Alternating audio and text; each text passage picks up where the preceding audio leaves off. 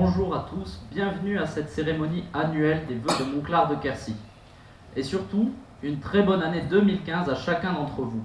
Une année qui ne débarque pas dans les meilleures conditions, mais espérons que pour le reste, elle sera synonyme d'apaisement. C'est pourquoi la semaine dernière, Monclar s'est associé à l'hommage rendu aux victimes du 7 janvier et des prises d'otages du 9 janvier. C'est pour cela que tout au long de la cérémonie, nous avons décidé d'incorporer ce message. Monclar et Charlie.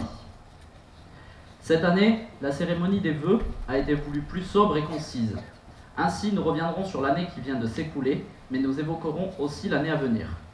Laissez-moi donc maintenant vous dévoiler le cours de cette soirée que nous allons passer ensemble. Nous commencerons comme chaque année par les vœux de l'équipe municipale, puis s'enchaîneront 5 tableaux. Monclar se souvient, Monclar agrandit sa base de loisirs, Monclar se filtre, Monclar se numérise, Monclar se fleurit, Monclar s'enrichit de nouveaux pompiers, et enfin, nous terminerons cette soirée par une rétrospective de l'année qui vient de s'écouler. Vous serez par la suite conviés à rejoindre la maison de l'enfance, où sera servi le traditionnel buffet campagnard. Sans plus attendre, je demande à l'équipe municipale de monter sur scène.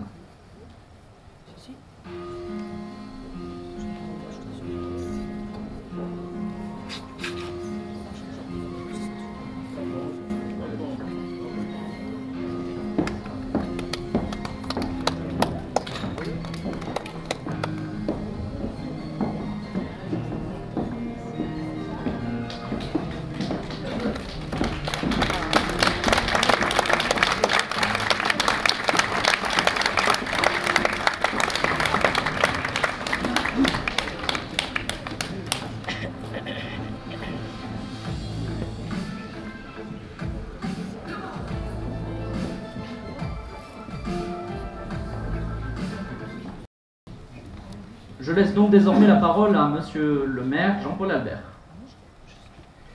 Chers amis, avec les membres du conseil municipal de Monclar de Quercy, nous venons vous présenter nos vœux publics de bonne année pour 2015. Bonne année et merci à vous, responsables politiques, professionnels, associatifs, responsables départementaux, habitants de Monclar et des communes voisines. J'espère qu'il ne va pas aller trop vite parce qu'autrement je me perds dans mon texte. Vous toutes et tous qui avez répondu à notre invitation, merci aux personnalités nombreuses cette année qui se sont jointes à nous et qui seront citées dans le bandeau, du moins pour celles qui se sont signalées. François, notre maître de cérémonie, l'a déjà dit, il le soulignera tout au long de la soirée. 2015 vient de commencer tragiquement pour notre pays, avec les actes terroristes de Paris que l'on sait, inhumains et barbares, qui ont éclaboussé de sang, de sauvagerie, et même de honte. Nos écrans de télévision, à peine pouvions-nous croire que ces images d'apocalypse étaient bien réelles et qu'elles avaient pour théâtre la capitale de notre pays. À ma place de simple responsable municipal d'une petite commune de France parmi d'autres, je veux exprimer au nom de Monclar l'horreur et l'effroi que nous inspirent à tous de tels actes, dire toute notre compassion à celles et ceux qui ont été martyrisés lors de ces agissements monstrueux, aux membres de l'hebdomadaire satirique Charlie, bien sûr, aux policiers, aux otages de la communauté juive, à leurs familles et à leurs proches, et nous formulerons le vœu, même si l'on sait que c'est un vœu pieux, comme une exigence absolue, en tout cas une supplique, presque même une prière, nous formulerons le vœu que jamais de tels événements ne se reproduisent en France ni ailleurs, ni nulle part dans le monde. Enfin, que jamais, je le dis plus particulièrement, cette fois dans mon domaine de compétence de maire, que jamais de telles abominations ne trouvent bien sûr le moindre écho dans notre petit pays de Monclar. Nous l'avons déjà manifesté publiquement de toutes nos forces. Je vous invite, comme nous l'avons fait la semaine dernière, à témoigner encore de notre solidarité envers les victimes du terrorisme par une minute de silence. Si vous voulez bien vous lever, merci.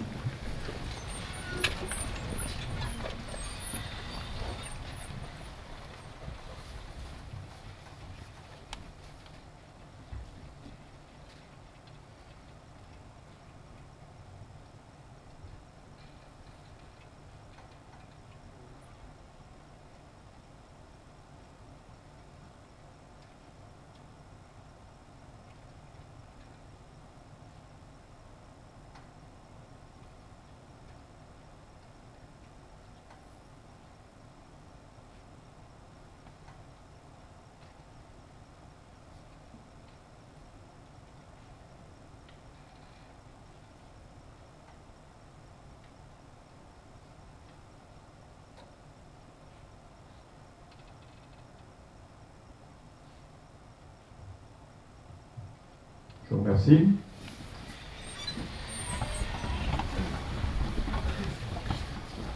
Quelle a donc été l'entame effroyable de 2015, mais auparavant, en 2014, vous avez laissé aussi le souvenir tout frais encore d'une année quelquefois morose. Nous allons en revivre quelques étapes marquantes de cette étape 2014, en son et en image, grâce à l'équipe de François. Je vais le faire rougir, mais comme il avait déjà lu mon texte, il ne sera pas surpris, qui maîtrise les techniques nouvelles de communication, vous pourrez le constater, avec un degré de professionnalisme et de modernité assez inattendu à l'échelle d'un petit village comme Monclar, que lui-même et son équipe en soient remerciés. Car il est utile et intéressant de se retourner de façon périodique sur le chemin parcouru, même si nous y avons rencontré plus d'obstacles que de passages faciles ou bordurés de roses. Il y a eu les soubresauts inévitables liés à la longue période électorale des municipales, nous nous sommes bien fricotés.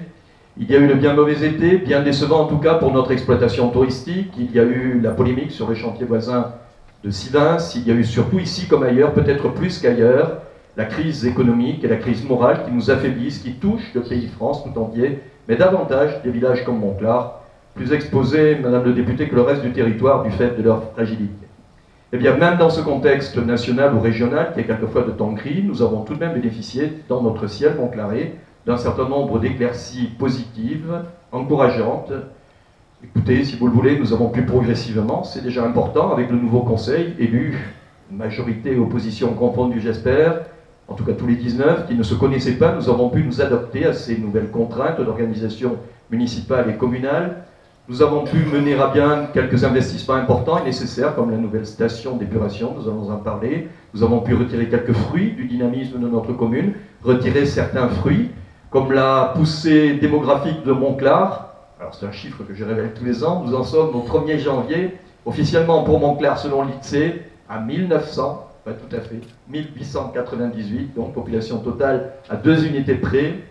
Des fruits aussi comme la vitalité de nos structures scolaires et périscolaires, presque 350 enfants scolarisés dans nos 2 écoles à Monclar, et depuis septembre dernier, 1 poste et demi supplémentaire d'enseignants sur les écoles de Monclar, au total donc 13 postes et demi d'enseignants dans les écoles maternelles, élémentaires et privées confondues. Des fruits aussi comme la préservation, voire la progression timide de nos entreprises, avec la création de 3 ou 4 activités nouvelles professionnelles, dont un commerce de boutique qui va nous être présenté dans un instant, je crois. Nous avons pu constater une amélioration dans la crise financière qu'avait traversée la gestion privée des chalets du lac. Nous avons pu enfin observer le remplacement de certains responsables locaux partis en retraite et dont on craignait bien sûr le non-renouvellement. On a parlé de la cure, mais il y a eu aussi la nomination de l'adjoint finalement à la trésorerie. Enfin, surtout, 2014 restera la grande année du souvenir avec le centenaire de 1914. Cette commémoration a été à Monclar comme ailleurs, mais plus particulièrement à Monclar, l'occasion, surtout pour nos compatriotes d'installation récente, de prendre conscience des dégâts qui avaient été laissés chez nous par ces 3 grandes guerres du siècle passé, et de rendre hommage aussi à celles et ceux qui avaient pu transcender leurs qualités humaines, comme l'on dit, dans de telles circonstances inhumaines. C'est pourquoi notre invitée d'honneur de ce soir est Madame Périguet, Monique Soladier, de son nom de jeune fille, c'est-à-dire la petite fille du docteur Bint et la fille du docteur Soladier. Bint et Soladier, je le dis pour les personnes extérieures, ce sont les 2 figures emblématiques de Monclar dans la déportation. Monique a bien voulu venir nous parler de son père, de son grand-père, ces héros au sourire si doux, pour reprendre l'expression du poète, par leur attitude héroïque. En effet, durant ces événements tragiques, ils avaient vraiment fait honneur à Monclar. Merci à Monique et à son mari d'être venus nous aider à comprendre tout ce que nous leur devons. Mais si 2014 a été laborieuse, l'année 2015 s'annonce hélas encore quelque peu semée d'embûches pour notre petite collectivité. Nous avons encore à franchir cette année, non pas une, mais 2 nouvelles périodes électorales, c'est toujours tendu, avec ces rendez-vous électoraux, conséquence des réformes institutionnelles. J'ai pu dire à quel point je redoute cette réforme que je trouve inconsidérée tout autant que j'avais pu vilipender sous le précédent septennat, sous le précédent mandat présidentiel, quinquennat, pardon, tout autant que j'avais pu vilipender la réforme mornée qui lui ressemblait, à mon avis, beaucoup. Je crois que ce type de réforme, c'est ça la vraie raison, ne porte un coup très dur à une petite commune, un petit centre comme Monclar, qui était chef-lieu de canton depuis l'origine, depuis 2 siècles, s'il vous plaît, mais ce n'est plus ni le lieu ni le temps de reprendre ma démonstration sur cette question. Il faudra donc faire avec. L'année sera dure encore avec les resserrements financiers annoncés qui vont nous obliger à prendre diverses mesures, comme l'instauration, pour ne pas bouger les autres impôts, d'une taxe de séjour pour les touristes si nous voulons conserver notre office de tourisme. C'est comme cela qu'on pourra le financer. Il faudra faire aussi face à des difficultés prévisibles, à d'autres, visiblement. Mais à l'inverse, avec une confiance entière dans l'avenir de Montclar, nous voulons rester dans un mouvement d'initiative volontariste. Nous allons lancer un grand plan que je voudrais ambitieux de développement, une sorte de contrat d'équipement sur 3 ans que nous avions discuté avec le département et d'autres collectivités si elles veulent bien se joindre à nous, d'autres collectivités partenaires si elles ne nous font pas défaut. Ce sera un grand plan d'investissement autour de 6 axes qui nous paraissent essentiels pour l'avenir de Montclar. Ce plan est encore en discussion avec nos partenaires. Je vous en livre toutefois les principaux passages. L'achèvement des équipements du groupe scolaire et de la maison de l'enfance, bien sûr. La modernisation de la traversée du village et ses annexes de sécurité. Ils attendent Robert Gourmanet depuis très longtemps. L'extension de la base de loisirs et la modernisation des équipements du lac. La poursuite des équipements associatifs. Ils nous sont beaucoup demandés à l'esplanade du lac et dans 2 hameaux de la commune qui en étaient dépourvus. Il ne faut pas faire de jaloux. L'aménagement de divers bâtiments communaux, dont le presbytère, 3 appartements sociaux, dans des maisons de village qui sont en situation de péril. Enfin et surtout, mais c'est le moins défini de nos projets, cher Christian IV, le lancement avec la communauté de communes d'un complexe de services intercommunaux dans un local à restaurer du vieux village. Ce projet serait destiné à regrouper et à réorganiser nos services publics locaux, et notamment certains services peut-être de la communauté avec ceux de l'office de tourisme. Tout cela pourrait être associé à d'autres activités privées celles-là dans un concept que l'on appelle, vous doutez bien que c'est François qui l'a dit un peu pompeusement, en jargon anglo-saxon, un open space. Bon, la démarche est lourde et ambitieuse, elle nous demandera, si elle aboutit, 3 ou 4 ans d'efforts, voire davantage. Peut-être n'en verrons-nous pas la fin, du moins moi en ce qui me concerne, en tant que responsable direct, mais ce sera de toute façon un bel héritage à achever que nous vous laisserons, chers amis, que nous laisserons à nos successeurs, et ils le feront, vous ferez un devoir de le porter à son terme, car la prudence qu'imposent nos temps difficiles ne doit pas nous priver de ce pouvoir, et même de ce devoir, de concevoir des projets. Des projets, c'est-à-dire des moteurs d'espoir, c'est-à-dire des motifs d'espérance, cette même capacité d'espérance que l'homme du 18 juin, il en faut pour tout le monde, avait résumé sous un beau titre, Monsieur Bonhomme, un peu antinomique de mémoire d'espoir. La mémoire et l'espoir, ce sont les 2 guides, les 2 étoiles de Montclar que je vous propose de suivre vers les années qui s'ouvrent. Quant à nous tous, individuellement, dans nos préoccupations personnelles et familiales, nous devons aussi garder et retrouver toute notre confiance. Confiance peut-être en la guérison, chez celle ou celui que sa santé inquiète. Confiance pour trouver un emploi, chez celle ou celui qui se morfond dans le chômage. Confiance, tout ça, ce ne sont pas des situations hypothétiques, ce sont des choses que nous vivons, peut-être même très intimement, au jour le jour. Confiance, pourquoi pas, après tout, un retour d'affection ou d'amour pour celle ou celui qui ne veut plus de sa déprime ou de sa solitude. Ce n'est pas le cas de nos conseillers municipaux, mais qui sait. Bonne année 2015, donc, dans chacune de vos attentes personnelles, et pour notre collectivité montclaraise. Si 2014 avait été, je le répète, l'année de la mémoire, je formule à nouveau le vœu que 2015 redevienne assurément l'année de l'espoir. Voilà, encore bonne année. Merci.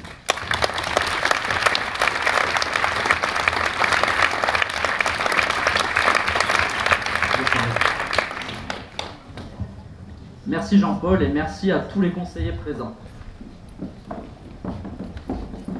Continuons notre soirée avec le premier tableau. Montclar se souvient. Pour le centenaire, la commune a procédé à une rénovation de son monument aux morts. L'année 2014 a été l'année du centenaire du début de la Première Guerre mondiale, première malheureusement pas la dernière, causant 4 années de souffrance à un grand nombre de Français. La fin de cette guerre a été l'occasion de faire fleurir des monuments aux morts, partout en France, de sorte de dernier hommage silencieux aux combattants français. Le monument de Montclar, déplacé lors de la réfection de la place des Capitouls en 96-97, a été rénové en fin d'année pour le centenaire. Vous voyez donc le monument aux morts avant la restauration, des travaux qui ont eu lieu au mois d'octobre et novembre. Le résultat était donc visible pour la célébration du centenaire du début de la Première Guerre mondiale. Ces travaux ont consisté en un nettoyage du monument aux morts, la pose de plaques de marbre avec les noms des Montclarés morts pour la France. Des Montclarés, témoins de ces conflits, sont encore parmi nous. Certains sont dans cette salle ce soir. L'importance, avec ces heures sombres de notre histoire, c'est de ne jamais les oublier, pour ne pas reproduire les mêmes erreurs et que jamais cela ne puisse se reproduire. C'est pour cela que nous avons, pour célébrer ce centenaire, décidé d'enregistrer ces témoignages de nos concitoyens montclarais qui ont pu connaître ces différentes horreurs. À l'occasion de l'année du centenaire, nous avons recueilli les derniers témoignages montclarais directs des 3 grands conflits du XXe siècle. Nous vous proposons d'écouter les souvenirs précieux et vécus de ces événements. Pierrette Guy, de Saint-Blaise, 96 ans, se rappelle les misères de l'après-guerre 14-18. Milou Bouchta est le dernier ancien combattant montclarais de la guerre de 39-45. Et enfin, André Estab fait la synthèse entre ses souvenirs de bambin qu'il a connu à 6 ans dans les exactions nazies de Cabertad avant de se retrouver à la guerre à 20 ans pendant les années du combat en Algérie. Régner, parce qu'on nous applaudissait. Il fallait, pour aller chercher une paire de souliers, il fallait passer chez quelqu'un qui vous donne la tolérance, quoi, et un bon. Quand vous en avez pris une paire, vous n'avez pas le droit d'en prendre une autre. Si c'était même des vêtements. Moi, j'ai porté, je ne m'en cache pas, j'ai porté des choses de couette pour faire des tabliers. J'avais des couettes qui étaient usées un peu, mais pas partout. Vers 1930, ça a commencé à se tasser. Là, ça a été mieux. On a vécu à peu près normalement, mais pas tout à fait encore. Il y avait pour tout ce qu'il fallait, et ça n'a pas duré longtemps. Et après l'intermède en 40, eh bien, ça a été autre chose. Mon mari est parti ici, il est parti à la guerre de 39, et il est reparti le 2 septembre, il est revenu le 25 août 45, sans le revoir. On avait toujours peur qu'il soit resté là-bas, et non, il avait fait l'Allemagne là-bas. Ils étaient 30 prisonniers dans une ferme de je ne sais pas combien d'hectares. Et voilà que, après, quand les Russes ont voulu venir aider, ils les ont pris, ils les ont amenés en Russie là-bas. Et là, ça a été presque pire pour eux, parce que ils avaient l'humilié à manger. Et plus rien que ça. Quand mon mari est revenu, il était malade, il est resté à l'hôpital, je ne sais plus combien de temps. Et puis après, il a revenu commencer à m'aider, parce que je faisais pratiquement la propriété toute seule, mais elle n'était pas aussi grande que maintenant. Après, on a commencé à tourner avec les Allemands, on a fait l'attaque avec les Allemands. Et puis, ça y est, les Allemands étaient trop forts pour nous. Nous, on a sauvé l'entrée des Anglais, dans l'église. On a resté dans l'église, et puis les Allemands viennent à rentrer, ils m'ont sorti nous par force. On a pris nous comme prisonniers. On a été prisonniers. Alors, on a prisonniers, il n'y a rien à manger, rien du tout. Quelquefois, on mange même le chat. Si on trouve le chat, on mange le chat. Après, on mange le rat. On a été passé à beaucoup de misère dans les prisons allemands. Qu'est-ce qu'on fait? On est avec le copain, on sommes d'accord, nous on est ici 7, on est d'accord. On a commencé à creuser avec quoi? Avec les cuillères, avec le bois. On a creusé un tronc, au-dessous de Barbouri. Après on a sauvé dans la forêt. Un jour, je sortais dans la forêt, je trouvais une planète. Et puis un gars avec la moto, un berrier de moto. J'étais chez lui. J'ai dit, tiens, monsieur, bonjour, bonjour. Il m'a dit, qu'est-ce que vous voulez? J'ai dit, est-ce que il y a quelque chose à manger? Il m'a dit, bon, oui, oui, oui. Il m'a donné un morceau de pain, un morceau de fromage. Il m'a dit, bon, vous êtes brisot, vous êtes militaire? J'ai dit, oui. Tu es brisot? J'ai dit, oui. Alors, ça t'a pas dit de le brisot? J'ai dit, oui. Moi, je crois que c'est une Syrie aussi en français. Alors, il m'a dit, quand j'ai fini de manger ce morceau, il m'a dit, approche-toi. J'ai dit, quoi? Il m'a dit, approche-toi. Il a un fusil de chasse sur lui. Il m'a approché doucement chez lui, à côté de lui. Il m'a dit, tourne la main. Quand il m'a dit ça, je tourne la main, j'ai donné un coup de pied dans le cheville. Il a pissé la tête. J'ai pris le fusil, moi. J'ai donné le fusil dans la tête, il m'a tombé. Après, j'ai commencé à courir.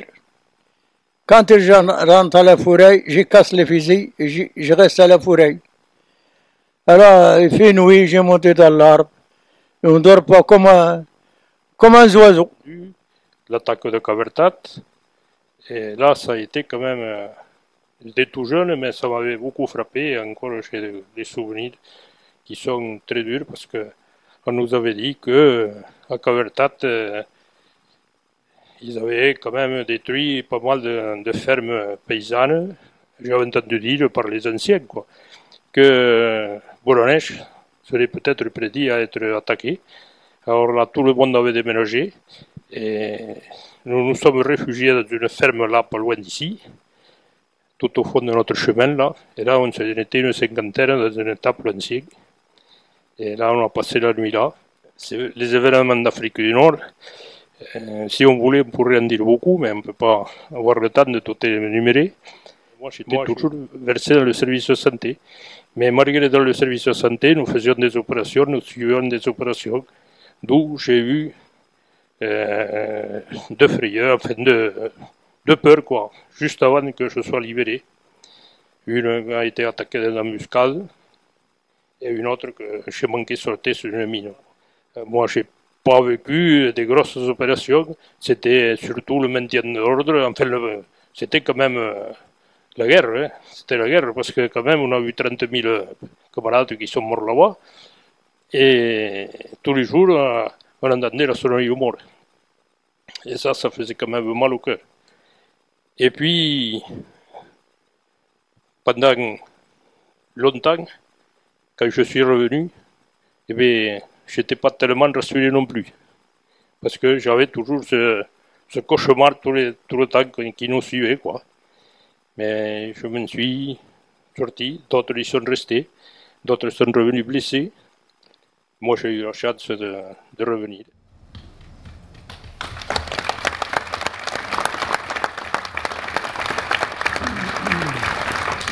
En conclusion de cette évocation de Monclar dans la Grande Guerre de 14-18, la mairie et les associations d'anciens combattants ont réalisé un mémorial pour la cérémonie du centenaire le 11 novembre dernier.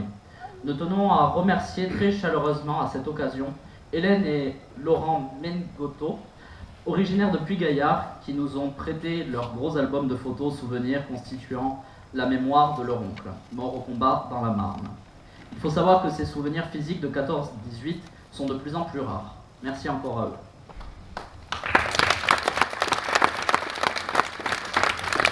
Je vous informe également que la vidéo de témoignage que vous venez de voir, vous pourrez la retrouver sur la Web TV sur le site de l'Office de tourisme. La troisième partie de notre tableau a pour objectif de rendre hommage au Dr Bent, décrit comme médecin de l'impossible par l'écrivain Christian Bernardac. Bien sûr, notre cérémonie des vœux était préparée avant la tragédie du 7 janvier et nous avons décidé de consacrer une grande partie de notre cérémonie à d'autres événements qui peuvent paraître anciens, mais qui font la jonction entre l'histoire de France et notre histoire locale, l'histoire de notre Monclar. Ce sont les trois grandes guerres du XXe siècle. Nous avons donc invité une Monclaraise aujourd'hui, un peu éloignée par sa résidence, mais toujours très proche de cœur de Monclar, Monique Périguer, née Soladier. Monique a déjà été présentée dans le discours de Monsieur le maire. J'ajoute qu'elle et son mari, Jean-Louis, étaient deux médecins à Montauban. Elle était médecin comme l'étaient son père et son grand-père. Ce sont ces deux médecins monclarais, Philippe Bent et Raymond Soladier, qui ont été l'âme de la résistance à Monclar entre 1939 et 1945 et qui ont exporté le meilleur de cet esprit de résistance de notre village. Puisque déportés eux-mêmes, ils se sont retrouvés de fait médecins déportés dans le camp de concentration du Neckar. Nous accueillons Monique Périguer, Soladier et Jean Cassaire, un de ses copains monclarais qui lui posera les questions de circonstance.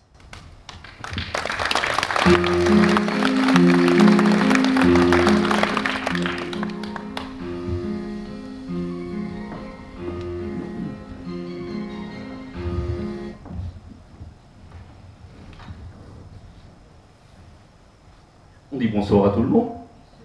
Et bonne année.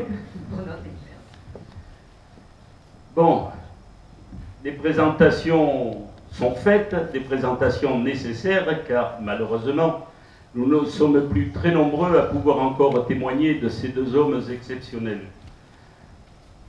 Ton grand-père, Monique, Philippe Bain, avant d'être résistant puis déporté, c'était déjà un personnage hors du commun. Oui, c'était une forte personnalité, il était grand, il avait la voix forte, de belles barbes blanches, une autorité naturelle, mais aussi beaucoup d'humour. Il aimait la vie, il aimait son métier, il aimait la lecture, la musique, la montagne, la bonne chair, les amis. Je crois que c'était un homme complet, mais il a bien vécu. Il s'est bourru, mais plein d'humanité. Il n'a pas toujours été heureux, mais il a bien vécu. Dis-moi, Philippe Bain avait aussi été en 14-18 un poilu héroïque. Oui, il est parti, comme tout le monde, dans la guerre de 14, quelques mois après son mariage. Et je sais qu'il a été sérieusement blessé en 16. Évacué sur Bordeaux, on lui a proposé à ce moment-là de partir comme médecin dans les colonies. Et il a accepté, il est resté 3 ans au Tchad et au Congo.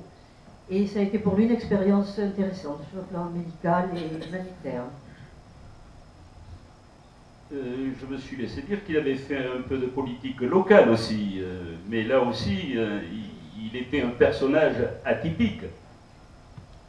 Oui, on ne trouve, de 1900 à 1940, on ne trouve guère trace de joute politique constituée à Montclar. Rares étaient les élections municipales mettant aux prises plusieurs listes. Et à Montclar, c'est le docteur Ben qui est entré très jeune au conseil municipal, qui faisait office de contestataire et d'indépendant, qui sont opposants depuis l'armistice de 1918 jusqu'à la guerre de 40 dans les municipalités du docteur Galibert et d'Urbain Roch. Et Philippe Ben se faisait toujours élire seul, en dehors des listes déclarées. Et il a donc toujours été pour la mairie de Montclar, non pas un exécutant, non pas un opposant, mais un véritable aiguillon. Eh bien oui, c'est quand même un personnage. Quels étaient les rapports de ton grand-père avec ton père et plus généralement avec sa famille? Mon père et mon grand-père avaient en commun leur métier, qui leur permettait beaucoup d'échanges, puis ils ont exercé avec autant de dévouement l'un que l'autre. Ils avaient aussi leur passé commun de résistants et de déportés. Et ils ont tellement souffert ensemble que leur lien était très fort. Et leur credo commun, c'était celui de tous les rescapés des camps de concentration, ni haine, ni oubli. Quant à la famille, je sais qu'il a été un père sévère, mais il a été un grand-père affectueux. Il aimait les réunions de famille, où il se montait très bon vivant, et je garde de lui le souvenir de respect et d'affection. Aurais-tu quelque part une anecdote sur ton grand-père? Oui, c'est une anecdote que j'ai tirée de son livre sur la déportation. Il travaillait à l'infirmerie du camp, où il soignait comme il pouvait avec des moyens infimes. Il avait vite compris que chez ses pauvres camarades qui avaient faim, qui avaient froid, qui étaient épuisés de travail, roués de coups, le pire c'était le désespoir, parce que ça les poussait à se laisser mourir. Et un jour, il a vu arriver en infirmerie un pauvre homme dans l'état de l'eau, sale, morveux, désespéré, alors qu'en France, il était chef de cabinet de préfecture, cultivé, très distingué, il s'est complètement allé. Et mon grand-père, au lieu de le plaindre, lui a donné un morceau à manger, il lui a dit « Cochon, va te laver, tu pues, tu me dégoûtes. Si tu te laisses aller, tu es foutu, tu ne reverras jamais ta femme et tes enfants, reviens demain. » Il l'a mis dehors avec un coup de pied au derrière. Et le lendemain, ce pauvre homme est revenu, il s'était lavé, il était détendu. Il a dit à mon grand-père « Docteur, je crois que vous m'avez sauvé avec votre coup de pied au cul. » Et en effet, il est revenu. Les médicaments ont quand même un peu évolué maintenant, mais au-delà de ses convictions humanistes, philosophiques ou religieuses, c'était aussi un très grand amoureux de son village de Montclar. Oui, il était toulousain d'origine, mais il est devenu un véritable Montclarais, très attaché à son village. Il a fait naître bon nombre de petits Montclarais et de petites Montclaraises. Et il s'est attaché aux familles, il connaissait tout le monde le connaissait. À la retraite, il a écrit une histoire de Montclar, du Moyen-Âge à nos jours. Il a fait beaucoup pour ça de recherches dans les archives des châteaux et des paroisses. Il a écrit aussi une histoire du château de Bruniquel. Donc on peut dire que le père Bette était un vrai Montclarais. Oui, je crois que tout le monde l'a toujours ressenti comme ça, de toute façon. Mais qu'est-ce que le docteur Bain nous laissera comme message pour nous, les Montclarrais du XXIe siècle? Peut-être de rester attaché à des valeurs comme le travail, le dévouement aux autres, l'amour de la liberté, l'amour de la vie. Merci Monique. J'espère que la fête de ce soir...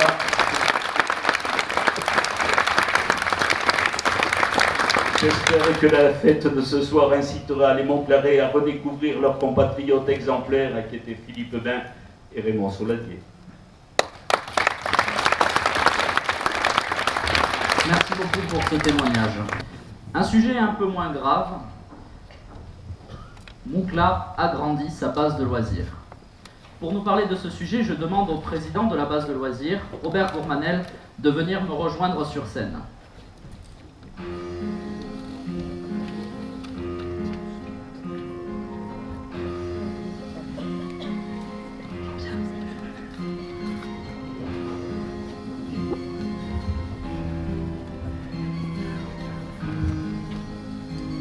Bonsoir. Donc notre base de loisirs s'agrandit. La commune a en effet procédé à l'achat de nouvelles parcelles attenant à la base d'une superficie de 2 hectares 55 environ pour les terrains et 14 hectares environ pour les chemins. Ces extensions sont situées au nord-est de la base de loisirs. Elles étaient classées zones à aménager à des fins touristiques dans le PLU. En quoi consiste le projet ? Il s'agit de mettre en œuvre progressivement le schéma de réaménagement de la base tel qu'il a été élaboré par l'étude de valorisation réalisée en 2007 à la demande de la commune avec le soutien des instances régionales, départementales du tourisme. Ce projet s'inscrit aussi dans la continuité du contrat Midi-Pyrénées. Il vise à éviter l'éparpillement sauvage des voitures autour des berges du lac, ce qui contribuera à améliorer le point de vue de la perspective que l'on peut avoir sur notre lac. Cette tranche de travaux imaginée dans la zone d'extension comprend un grand parking touristique, un espace ludique et sportif, et divers aménagements forestiers. Il s'agit de nettoyage, de débroussaillage et d'équipements légers en matériaux naturels, des bancs, des tables rustiques, des petits jeux de bois, des bosquets actuels. Les bosquets actuels seront totalement sauvegardés. Et plus précisément,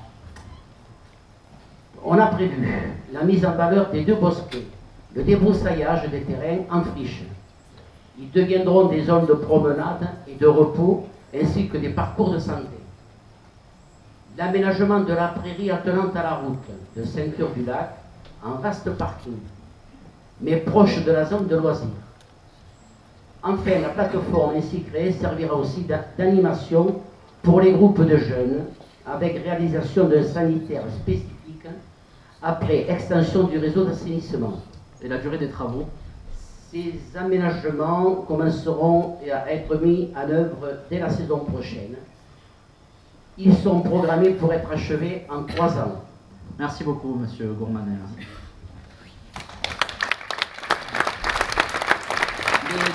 Il est désormais temps de marquer une petite pause animée. Nous avons pour cela pensé à convier l'un des représentants de l'association des bolides radiocommandés pour nous faire une petite démonstration. Je demande donc à Pierre Couturon de me rejoindre avec ses bolides. Et je demande à Jacques Trépani s'il peut nous allumer la lumière. Merci.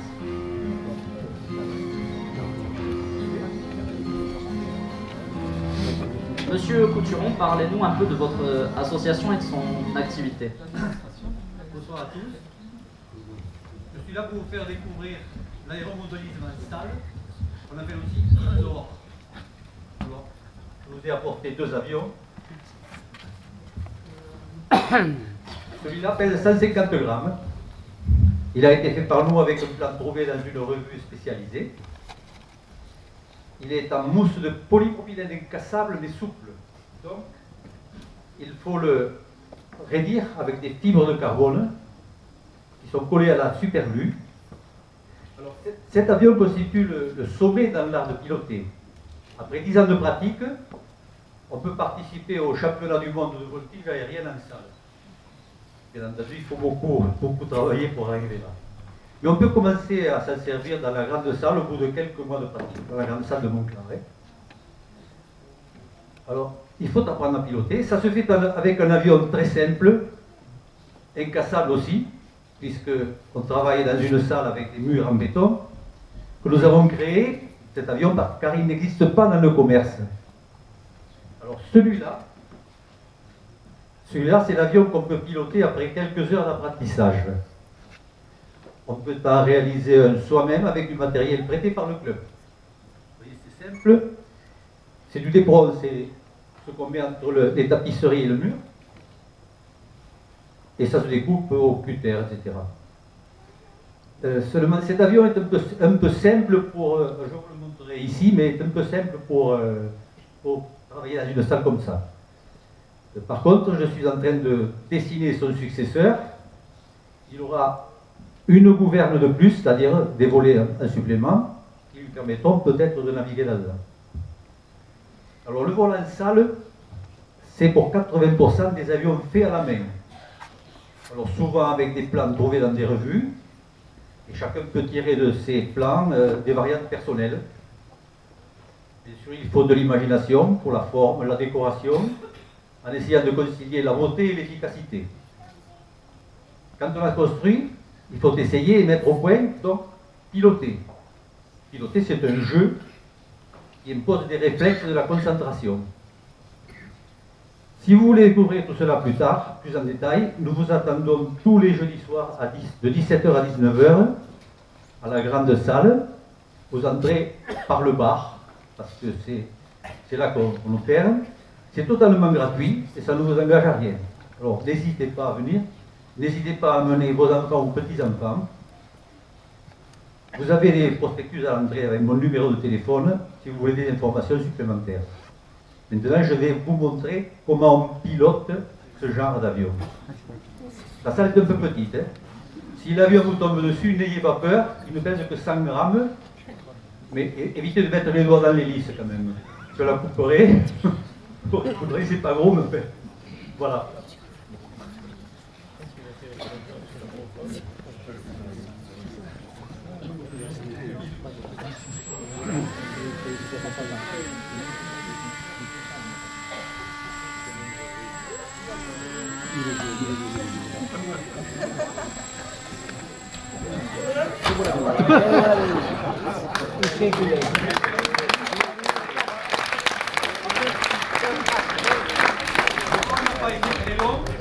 Vous avez assisté à un accident d'avion.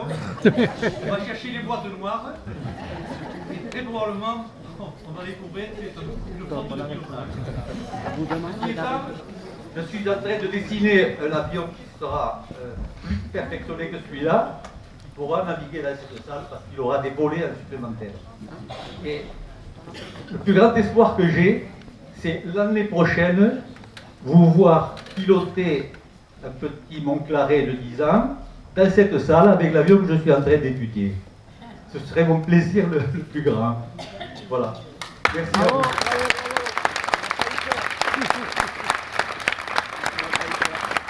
Monsieur Couturon. Le tableau suivant s'intitule « Montclair se filtre ». Jacques, si tu peux éteindre la lumière, merci.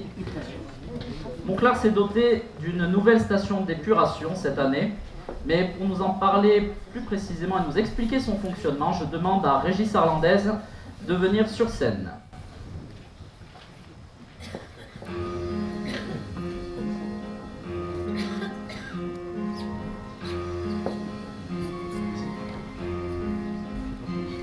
Bonsoir.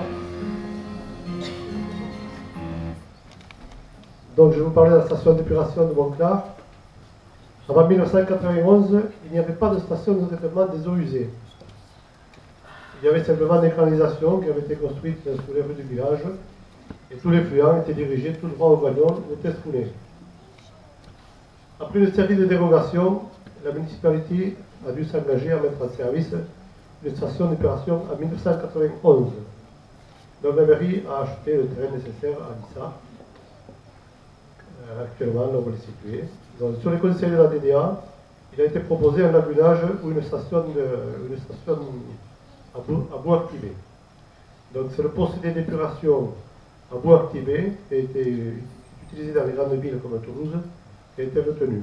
Cela consiste par une aération des boues par brassage afin de favoriser l'activité bactérienne, puis de passer dans un décanteur pour délivrer de l'eau propre au milieu naturel. Voilà, donc, vous avez derrière. Donc, 20 ans plus tard, nous sommes en 2011-2012, les investissements réalisés ne répondent plus aux normes. On a eu beaucoup de soucis avec l'administration, parce que la police de l'eau, donc je ne veux pas tout vous raconter parce que j'avais fait 4 pages de tout ça, mais bon, il faut faire vite. Je ne peux pas tout vous dire. Donc, une nouvelle station d'épuration s'impose. La solution retenue est une station à filtre planté de roseaux avec un lit bactérien pour les raisons suivantes. Donc, quand vous avez la diapositive, là, ce que vous voyez là, ce sont donc les filtres plantés de roseaux. Et puis, tout à fait à droite, c'est un poste de refoulement qui permet d'envoyer les eaux sur les filtres plantés de roseaux. Voilà, ça c'est le poste de refoulement. Donc là, il y a 3 pompes qui envoient l'eau qui arrive parce qu'on a deux réseaux d'assainissement, un qui vient du côté du lac et l'autre qui vient du vieux village. Donc l'eau arrive sous ce couvercle-là. Là, il y a un puits de 10 mètres cubes. Donc l'eau est rejetée dans les 3 filtres plantés de roseaux. Donc les filtres ressortent alternativement pendant 2 jours. L'eau est renouvelée tous les 2 jours sur les 3 filtres. Ensuite, voilà. Donc après, l'eau traverse ces filtres. Vous voyez, là, la photo est prise il n'y a pas très longtemps. Donc les roseaux sont fanés. Ils sont bons à être coupés, parce que là, on est en hiver. Et après, au printemps, ils vont repousser, ça va s'étoffer. Parce que là, ce que vous voyez là, a été planté au mois de juin, juillet. Donc, ils ont à peine pu commencer leur activité. Donc, l'eau est projetée sur ces filtres-là. Tout le dessus est planté de roseaux. Et dessous, c'est une couche de plusieurs graviers à différentes granulométries. Donc, là, le but, c'est de retenir les matières à suspension au-dessus des filtres. Et donc les racines des roseaux vont décomposer la matière organique qui est retenue et en même temps aussi les bactéries qui sont dans les graviers. Ensuite, l'eau qui sort de ces filtres, elle est récupérée et elle passe là dans ce cercle noir que vous voyez. Ça, c'est l'ancien bassin à boue activé, qui a été récupéré à l'occasion. Donc il est rempli de roches pozzolanes et avec un dessous plus aéré. Et là, ça permet d'améliorer la filtration, puisque ce sont à nouveau des bactéries qui affinent encore l'épuration de l'eau. Ensuite, l'eau, ce que vous voyez là, c'est une rampe avec 4G qui tourne en permanence et répartissent l'eau sur la couche de pozzolane. Ensuite, cette eau traverse la couche de pozzolane qui fait 2 mètres de hauteur et elle est récupérée elle est dirigée, après repompée, refoulée dans un décanteur qui permet encore de limiter, d'affiner encore plus l'épuration. Et donc, le décanteur, lui, la partie qui se décante tout à fait au fond est renvoyée à nouveau sur les filtres plantés de roseaux. Et la partie de l'eau qui reste, donc, elle est rejetée au milieu naturel, au fossé qui rejoint le ruisseau du Tescoulet. Voilà, donc après j'ai fini, je pense. Voilà. Oui, là on présente le local technique. Bon, ça c'est une photo où il y a beaucoup de machines. C'est un ordinateur qui commande toutes les fonctions. Parce que donc les pompes il y a d'abord un dégrilleur qui filtre l'eau, en fait, qui enlève toutes les matières les plus grosses, les cailloux, tout ce qui peut arriver de l'égout. Et ensuite, il y a 3 pompes qui marchent à l'alternance. Puis après, la pompe qui relève sur le lit bactérien, la pompe qui remonte au décanteur, et ensuite la pompe qui renvoie le fond du décanteur vers les filtres de roseaux. Et tout ça, c'est de l'électronique, on dit avec un ordinateur, et avec même un système d'alarme que la police de l'eau nous a obligé de monter sur les déversoirs d'orage pour qu'on soit informé quand il y a une anomalie de dysfonctionnement. Voilà, voilà la station d'épuration. Merci Régis.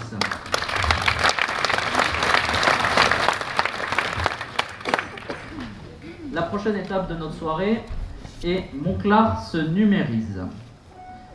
Depuis quelques mois, Monclar a décidé de jouer la carte du numérique.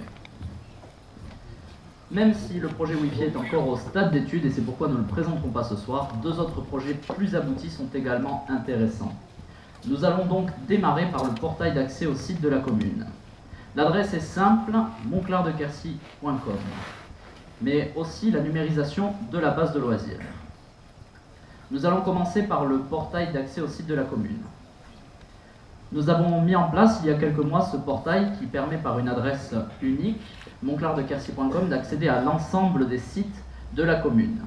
Sur ces sites, vous trouverez l'ensemble des informations sur la commune, base de loisirs, écoles, mairies, associations, commerces, services de santé et encore d'autres. Ces sites ont connu un grand succès en France et même à l'étranger. Pour preuve, ils sont visités dans le monde entier. Pour la petite anecdote, les analyses que nous réalisons depuis leur lancement au mois de juillet montrent que le second pays qui visite le plus de sites après la France est le Brésil. Rappelons que la gestion de ces sites en dehors du site de la mairie a été confiée à l'office de tourisme et que leur conception et leur mise à jour n'a pas coûté le moindre centime à la commune. Mieux que de longs discours, je vous propose de réaliser une petite démonstration. Et pour cela, je demande à la coprésidente de la commission communication de me rejoindre sur scène, Cathy Le Soul.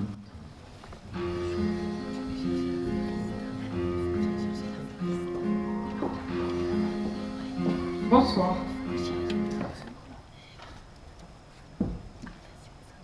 Donc voici le portail d'accès au site disponible à l'adresse monclardequercy.com. Vous y retrouverez tous les sites de Monclar, la mairie, l'office de tourisme, la base de loisirs, les publications, le service de santé, l'école et la jeunesse, le cinéma, commerce et sport. Association, vente immobilière, et après, bien sûr, il y a le partage avec Facebook et Google+. À l'exception du site de la mairie, tous sont sous la gestion de l'office de tourisme. Le site des associations donne toutes les coordonnées du grand nombre d'associations disponibles à Monclar. Vous y retrouverez également le complément d'information au bulletin municipal de cette année. Le site des sports liste toutes les activités sportives qui peuvent être pratiquées sur la commune. Le site des commerces donne toutes les informations sur les différents commerces de Monclar. Sur le site du cinéma, vous trouverez toutes les informations concernant bien sûr le cinéma associatif. Vous y trouverez le programme des films, mais aussi les bandes annonces du film. Vous trouverez aussi toutes les informations de contact de l'association Ciné Monclar. Le site École et Jeunesse. Alors, c'est le dernier mis en ligne, il est actuellement incomplet, mais sera étoffé au cours des prochains mois. Vous y trouverez une page sur l'école publique, l'école privée, la maison de l'enfance, la maison des ados et la cantine. Le site Service de santé vous met en lien avec tous les opérateurs de santé disponibles sur la commune, médecins, pharmaciens, kinés, dentistes, orthophonie, infirmières, pédicure, podologues, cabinet vétérinaire et la maison de retraite. Le site publication est une base de données de toutes les publications de la mairie. Vous y retrouverez toutes les versions numériques de la lettre de la mairie, les bulletins municipaux et enfin les comptes rendus des conseils municipaux après leur signature par le conseil municipal. Le site sur la base de loisirs est l'un des plus visités. C'est le meilleur moyen de vente de notre base de loisirs. C'est pourquoi sur ce dernier, vous retrouverez toutes les activités disponibles, les tarifs, les horaires, ainsi que les coordonnées de contact.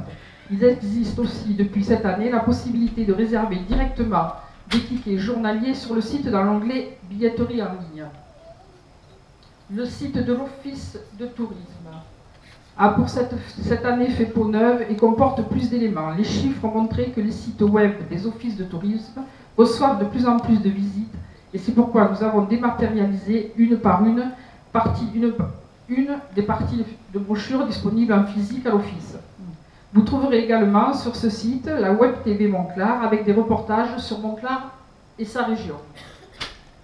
Je crois que l'on peut dire que nous possédons désormais une des flottes de sites les plus performantes du département, capable de rivaliser avec celle des grandes villes de la région. Et c'est pour cela, ces sites sont encore en version de test, et c'est pour cela que nous vous demandons de nous signaler toute erreur que vous pouvez remarquer par mail à l'adresse webmaster@monclardequercy.com.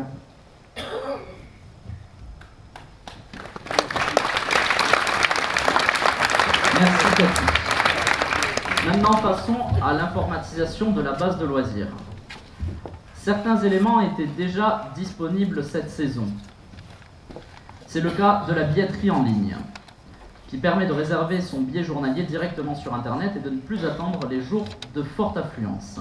Cette année, quelques éléments de plus. Donc c'est prévu pour cette saison de nouvelles cartes d'abonnement, de nouveaux tickets journaliers et de nouveaux contrôles d'entrée aux piscines.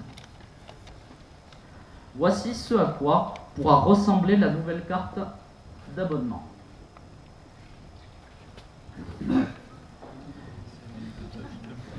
Une carte en PVC au format carte de crédit. Toutes les informations seront préimprimées sur la carte, nom, prénom et photo. Mais il y aura aussi un code barre ou une liaison sans fil pour accéder aux piscines en fonction de la technologie qui sera retenue. Nous avons décidé ce soir d'offrir la première carte de nouvelle génération à la base de loisirs. Une carte, on peut le dire, qui sera collector puisqu'elle sera unique. Pour cela, nous allons jouer à un petit jeu. Je vais vous poser une question et pour répondre, je vous demandais de faire un petit retour en enfance et de lever la main pour que je puisse vous interroger. Si la réponse est communiquée sans que la personne soit interrogée, c'est comme à l'école punition, le jeu sera annulé. Je vais demander à ce que les lumières soient allumées pour que je puisse un petit peu mieux vous voir.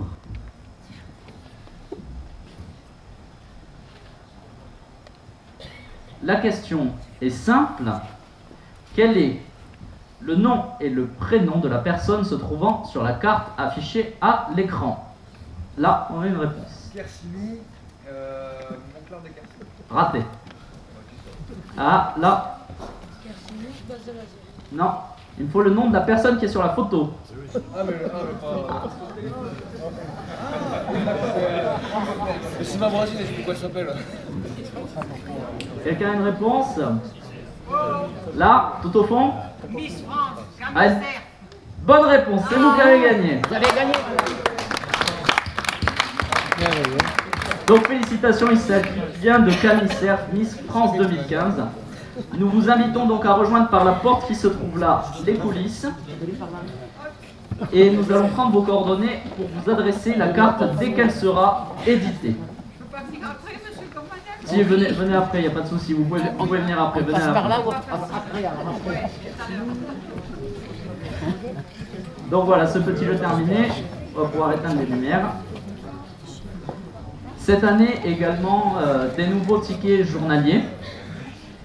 Ils seront plastifiés et directement imprimés aux entrées et disposeront d'un code barre pour permettre l'accès aux piscines. Ces dernières années, les piscines ont été grandement rénovées. Notre base de loisirs dispose désormais de grandes piscines qui sont appréciées par tous, appréciées même un petit peu trop. Cela a entraîné ces dernières années une recrudescence de fraude aux entrées des piscines et un début d'insécurité.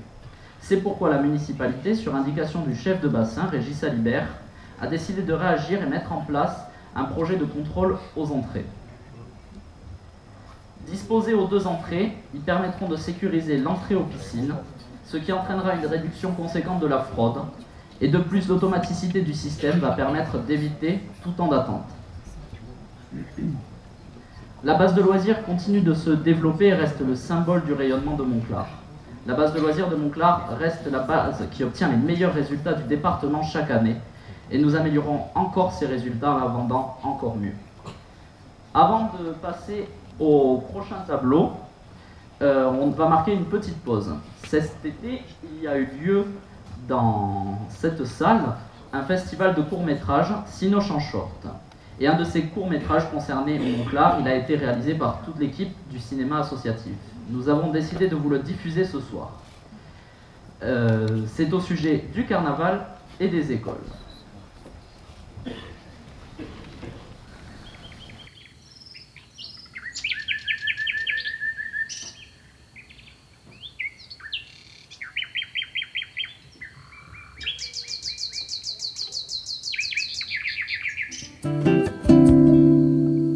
Une jolie musique sur le pavé, tambour et samba, carnaval est là.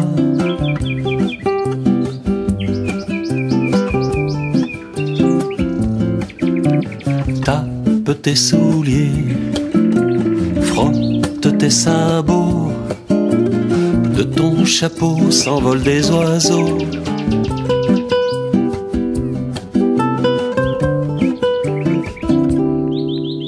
Tous les gens déguisés sur le pavé, tambour et samba, carnaval est là.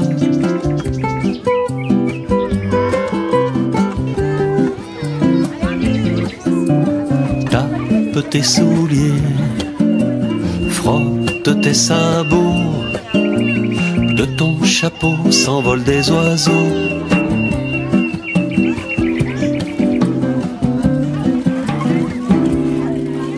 Serpentin confetti sur le pavé, tambour et samba, carnaval est là.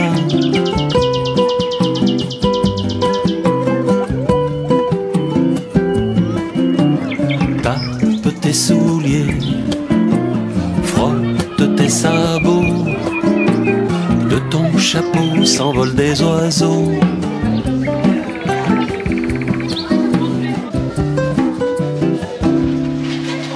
Des clowns et des princesses sur le pavé, tambour et samba, carnaval est là.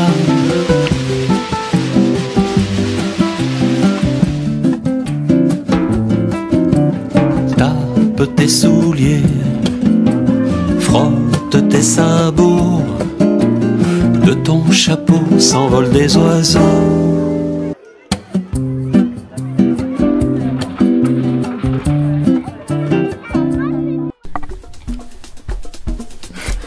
T'as des souvenirs, toi, du carnaval?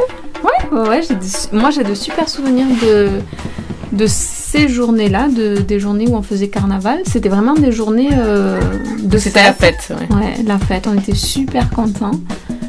Et c'était des journées où tout le monde était joyeux, on courait dans tous les sens, voilà, on était vraiment très contents. Le matin, on arrivait à l'école.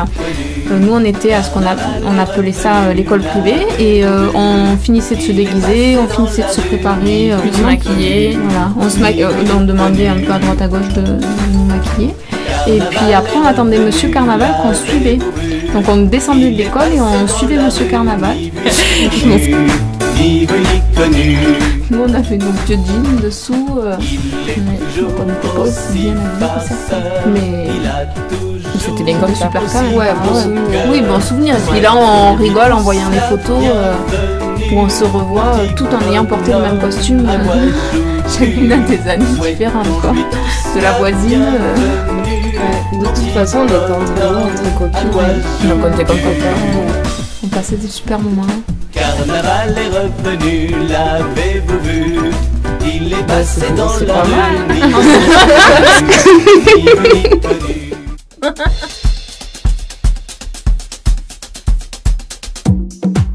Cécile, oui. Qu'est-ce que tu fais comme repas pour le carnaval? Alors, salade verte surimi, ouais.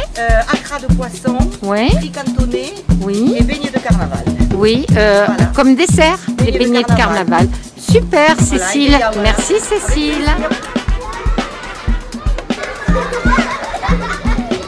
Et après, donc, on passait à la maison de retraite. Tu te rappelles, Emmanuel? Non, je m'en souviens pas du tout. C'est vrai? Moi non plus, la maison de retraite, je me souviens pas. Ah oui, mais non. Si, toutes les personnes âgées, elles étaient contentes de nous voir et tout. Ça leur faisait de l'animation. Il y a tous ces enfants qui rentraient dans la maison de retraite. Et après, on continuait. Ouais. Quand on était passé, on continuait. Voilà. Moi, je me souviens, dans la maison de retraite, je m'en souviens pas. Mais après, je me souviens que Monsieur Carnaval, on le suivait et on allait jusqu'à la place de la mairie et on allait brûler Monsieur Carnaval. Alors à l'époque, c'était un vrai faux monsieur. Ouais, un vrai faux monsieur. C'était vraiment des habits d'être humain avec dedans de la paille. Et on allait brûler Monsieur Carnaval sur la place du village. Monsieur Carnaval. Il n'a pas été à la hauteur, il a commis des fautes, il n'a pas su répondre aux souhaits de la population. Il n'a rien fait pour améliorer le sort des plus fragiles. Il est l'accusé du jour. Monsieur Carnaval sera jugé et puni. Nous allons entendre les témoins nous dénoncer les faits qui lui sont reprochés.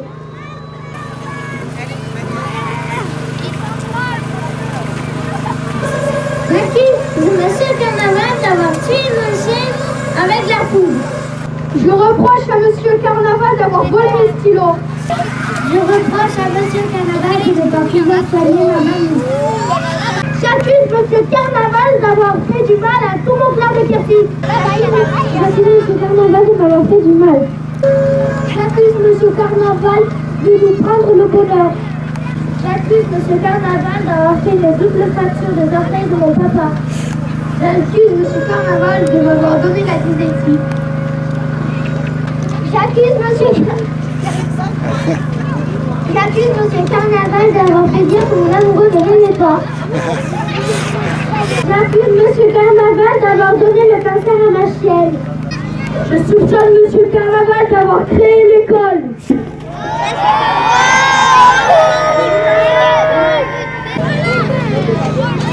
Pour tous ces faits, nous condamnons Monsieur Carnaval à être brûlé en place publique par tous les enfants. Aujourd'hui même, il se sentence irréversible. J'ai souvenir qu'on attendait avec impatience que Monsieur Carnaval soit brûlé. Les institutrices nous avaient bien expliqué, à la fin, le carnaval, on va le brûler. Et on était impressionnés à l'idée de brûler cette grande maquette au milieu de la place du village. Et on attendait ce moment avec impatience et on n'était pas déçus.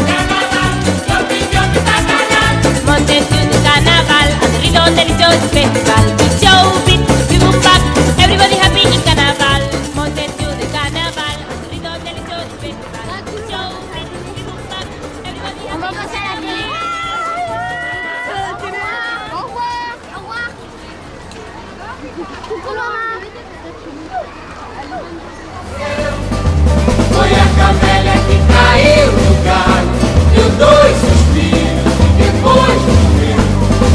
Foi a camélia que caiu no galho, deu 2 suspiros e depois morreu.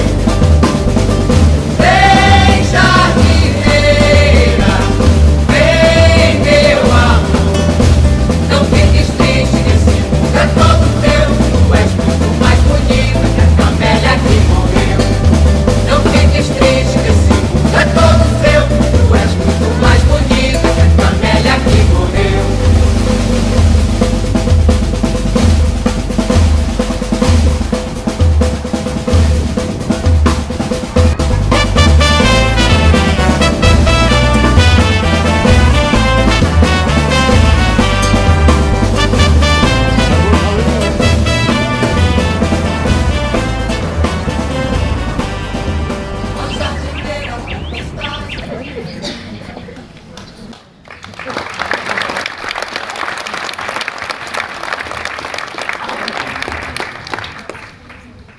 La prochaine étape, Monclar se fleurit.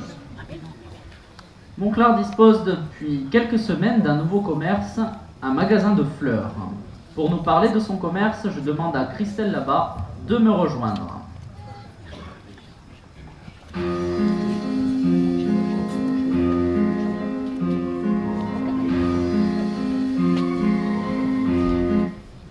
Bonsoir. Bonsoir.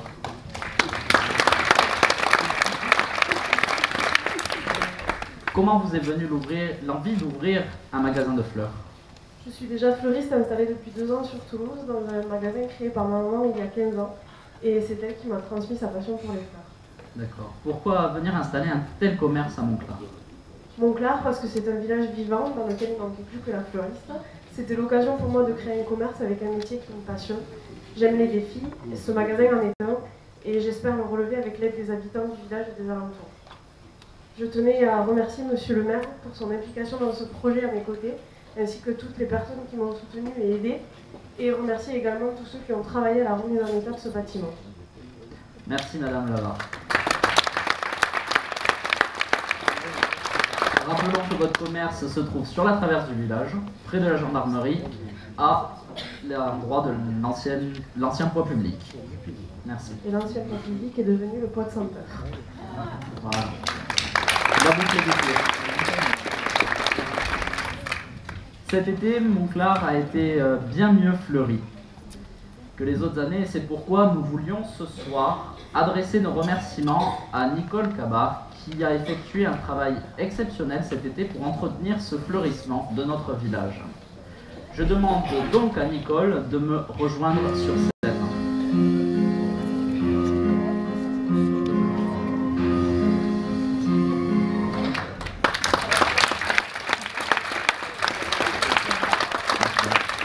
Nous voulons ce soir vous remercier pour le travail que vous avez effectué, pour l'entretien du fleurissement, mais aussi pour la propreté du village. Cette année, Monclar a été récompensé par les villages fleuris, et c'est pourquoi nous avons décidé de vous donner ce diplôme amplement mérité. Pour remettre ce diplôme, je demande au président de l'Office de tourisme de Monclar, Jean-Pierre Lecoq, de nous rejoindre.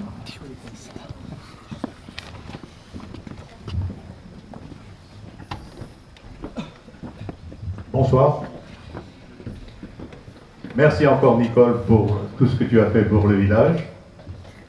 Il est désormais de... Ah. Donne le papier. Voilà le papier.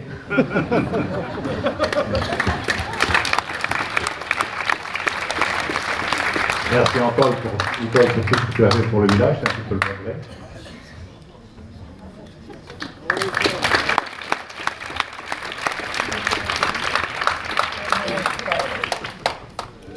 Peut-être une petite bise.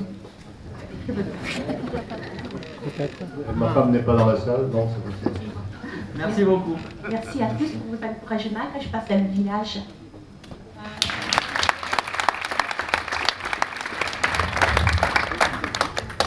Il est désormais temps de passer au dernier tableau de la soirée. Dernier, mais pas des moindres, surtout dans la situation dans laquelle nous sommes. Monclar a encore la chance de posséder une caserne de sapeurs-pompiers volontaires, mais surtout d'avoir encore des pompiers volontaires qui s'engagent. C'est pourquoi nous voulons vous les présenter ce soir. Je demande à Jean-Michel Marty, aux pompiers arrivés les années 2013 et 2015, de me rejoindre sur scène.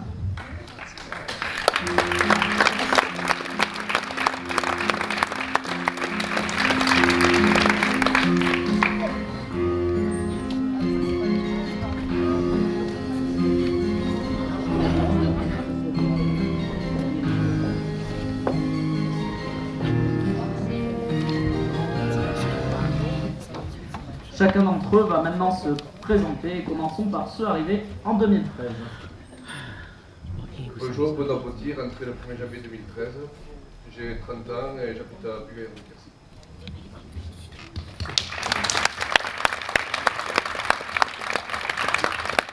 Bonsoir, Vincent Fernandez, je suis rentré aussi au 1er janvier 2013. J'ai aussi 32 ans et je suis à Montclar-de-Quercy. Bonsoir, j'ai incorporé Montclar-de-Quercy en 2013, j'ai 29 ans, artisan dans le bâtiment.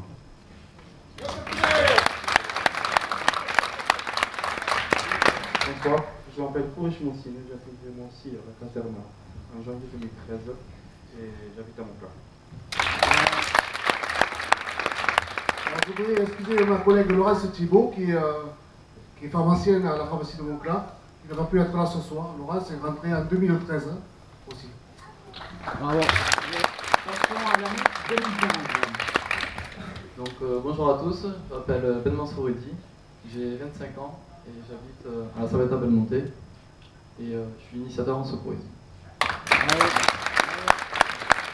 Bonjour, je m'appelle Maxime Deville, je suis rentré en 2015, j'habite à Montclar-de-Quercy, j'ai 22 ans. Ah, c'est magnifique. Et je travaille à la communauté des communes.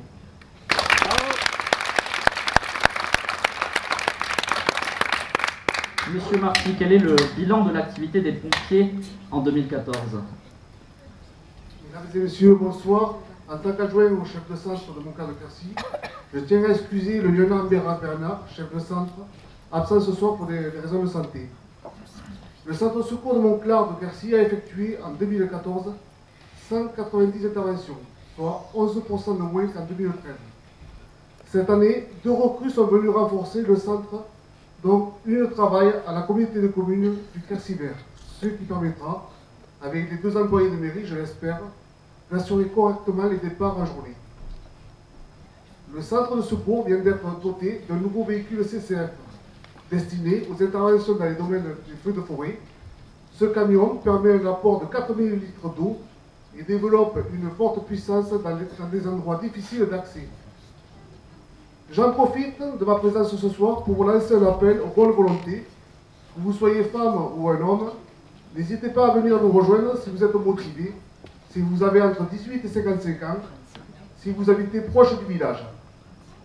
Enfin, le centre de secours de Monclar de Quercy vous présente ses meilleurs vœux pour la nouvelle année. Merci.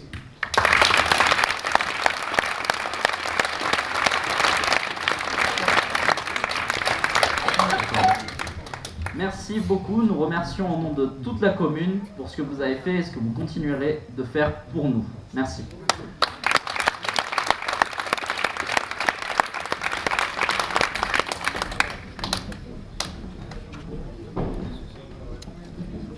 Il est désormais temps de faire un petit retour sur l'année 2014 en vidéo.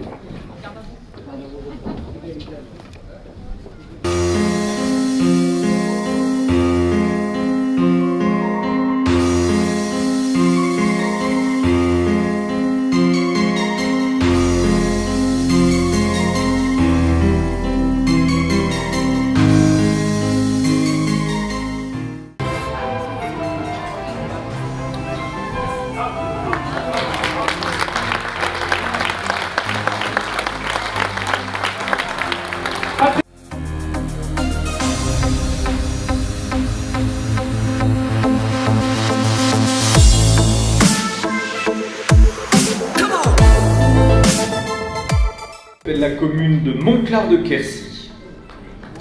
Mais quelle délégation!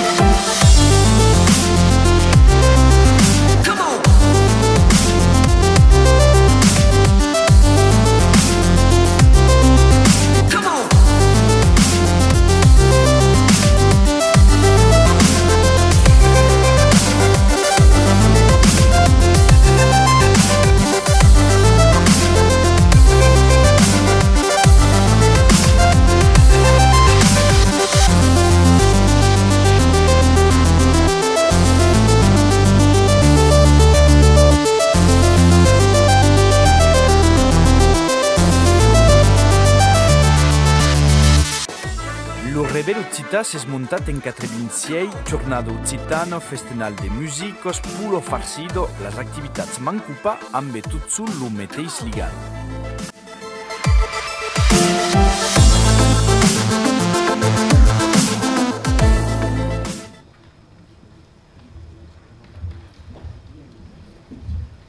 Avant de clore notre cérémonie, nous voulions rendre un hommage à une personne qui a compté pour Monclar. C'est pourquoi je demande à monsieur Jean-Pierre Lecoq de me rejoindre. Alors, en complément de la liste qui vous vient d'être rendue publique des résidents de la commune morts au cours de l'année 2014, nous tenons à vous faire part du décès de Marcel Galinier, survenu à son domicile en Haute-Garonne. Monclar se fait un devoir de lui rendre hommage. Il fut, dès 1985, le fondateur de la Bourse d'échange des motos ancienne, devenue l'une des plus grosses manifestations de Monclar, et de Midi-Pyrénées, si vous me permettez d'ajouter. Marcel en est resté l'animateur jusque dans les années 2000. Monclar n'oubliera pas les services éminents de Marcel Galinier. Merci.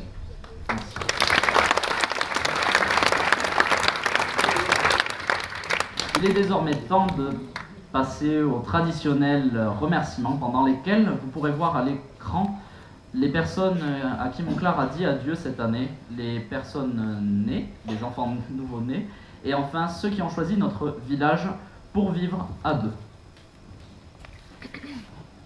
Je voulais remercier tout d'abord ce soir Monsieur Christophe Fonta qui est là-haut pour le son et lumière. Jacques Trépanier au projecteur avec la lumière de la salle. Robert Perroz qui a composé spécialement la musique qui nous a servi tout le long de la soirée. Claude Lafont pour son aide lors de la réalisation de la vidéo des témoignages. Toute l'équipe de l'Office de tourisme qui a été d'une très grande aide.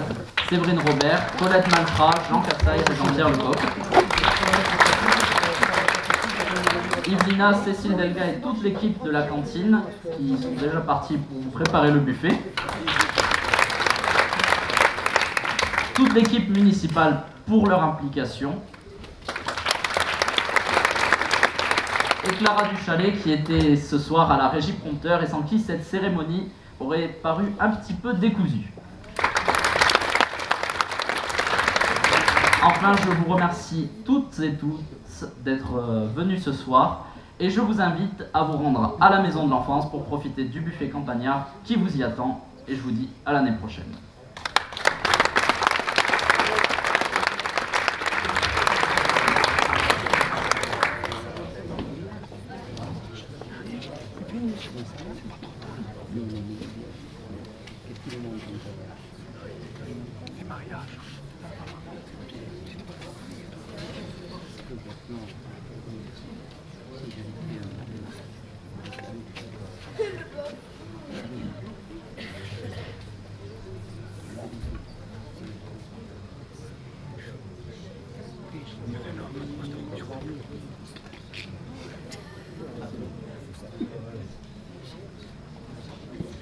Je vais demander à Jacques une dernière fois de nous rallumer la salle, s'il te plaît.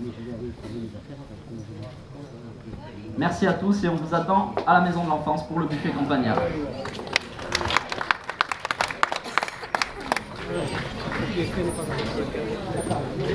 Thank you.